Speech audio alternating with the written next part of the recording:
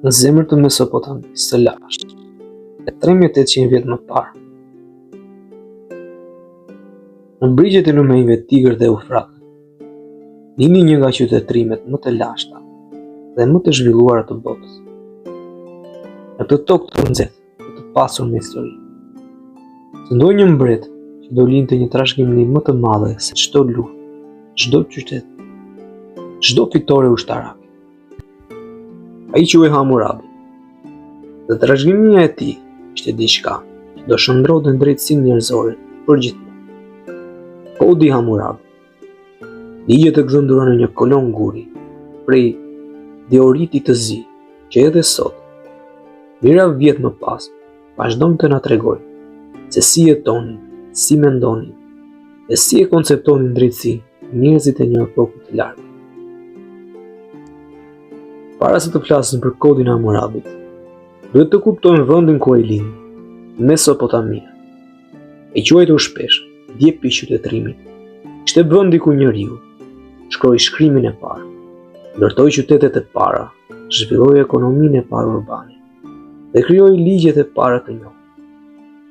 Në këtë botë të lashtë dhe dinamike, në vitin 1792 para erës sonë, në qytetin Babilon, gjitet në pushtet një mbret i ri, Hammurabi.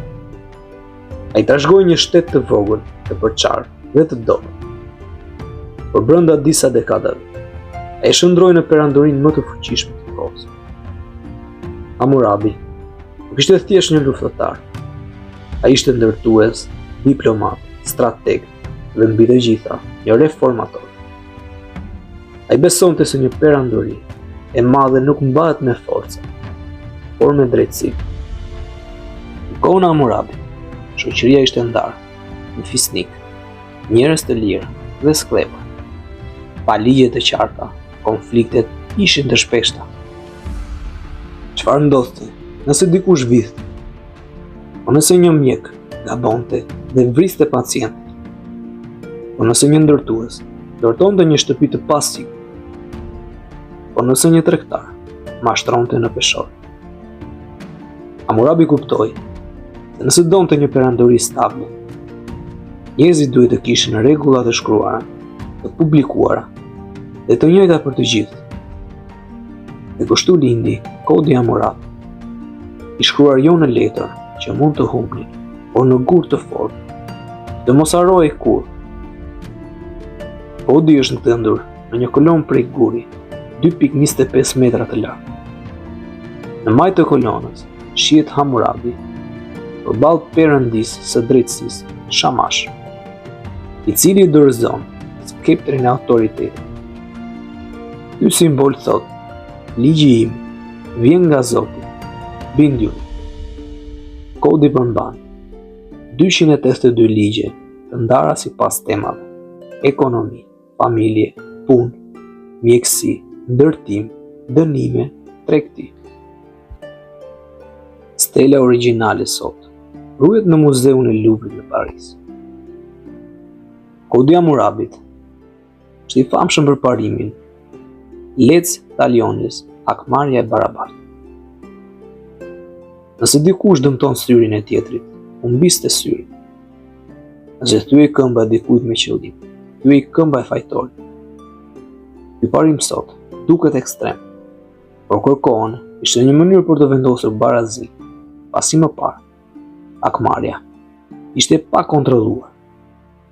Kodi nuk ishte i barabartë për gjithë. Dënimet ndryshonin sipas statusit social. Nëse një fisnik dëmtonte një njeri të lirë, dëshkimi i lehtë. Nëse një njeri i lirë dëmtonte një fisnik, dëshkim më i rënd. Nëse dikush dëmtonte sklavin e dikujt, paguaj kompensim. Kjo na tregon se ligji ishte i zhvilluar, por jo egalitar. Ligjet e ndërtuesit. Nëse një ndërtues ndërtonte një shtëpi dhe ajo shëmbej duke vrarë pronarin, ndërtuesi dënoi me vdekje. Nëse vritej djali i pronarit, vritej djali i ndërtuesit. Ligjet e mjekësisë. Nëse një mjek operonte një zotëri dhe ai vdiste, mjekut i priteshin duart. Ligjet e martesës. Hammurabi rregulloi divorcin, tradhtin, mirazhin, birësimin. Një burr mund të divorcojë për arsye ekonomike, por duhet të siguronte mirëqenien e gruas. Ekonomia dhe tregtia. Kodi rregullonte interesat, detyrimet e tregtarëve, mashtrimet në peshore, kontratat me shkrim, bujqësia.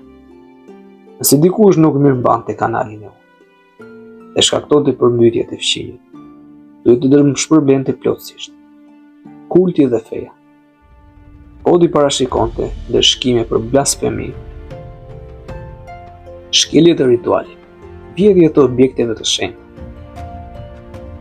Kodi na tregon shumë për kohën e tij. Tregtarët negocionin me argjil të gdhendur. Fshatarët paguanin qira me drithra. Gratë ishin disa të drejta të garantuar. Vlerësimi ishte praktik normale. Shtëpitë ndërtoheshin me tulla balë. Kodi na tregon një shoqëri të organizuar, të punësuar dhe shumë të rregullt. Sipas historianëve, Hammurabi nuk i shpiku të gjitha ligjet, por i mblodhi nga traditat më të vjetra sumeriane, akadiane dhe babilonase, dhe i kodifikoi në një sistem të vetë. Kjo ishte risi në historinë njerëzore. Kodi ndikoi tek ligjet romake, ligjet hebreike, përfshirë dhjatën e vjetër, ligjet greke, sistemet juridike të lindjes së mesme, konceptin modern të ligjit të shkruar. Disa historianë i quajnë atë parlamenti i parë i historisë. Kodi i Hammurabit nuk ishte i përsosur. Ai ishte i ashpër, i pabarabartë në shumë raste, dhe i rrept sipas standardeve moderne. Por ai vendosi themelët e diçka e shumë më të madhe. Ideja se shoqëria ka nevojë për ligje të shkruara. Dhe kjo ide formsoi historinë e qytetërimit. Edhe sot, mira vjet më vonë, stela e Hammurabit na kujton se drejtësia është një udhtim i gjatë, dhe se njeriu ka luftuar gjithmonë për të kuptuar se çfarë është e drejtë.